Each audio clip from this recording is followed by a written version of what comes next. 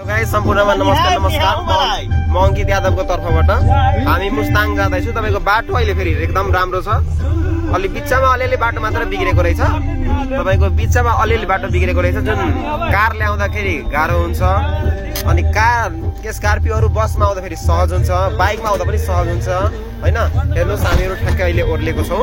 हाम्रो साथीहरु भाइहरु यहाँ छ, मज्जाको ओर्लेको छ। तपाईको हेर्नु सक्नुहुन्छ यहाँको दृश्य फेरि एकदम राम्रो छ।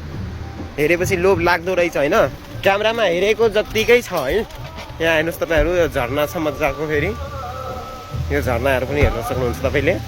जुन यो मैले सानो मिनी ब्लग बनाउँदै छु, जुन हाम्रो साथी रितेश छ, उहाँले नि प्लान गर्नुभएको थियो पहिला। उहाँले प्लान गर्नुभयो नि मैले भनेको उहाँलाई। अनि हाम्रो प्लान जुन आज सक्सेस हुँदैछ। उहाँ मेरो साथी एउटा अमन हो।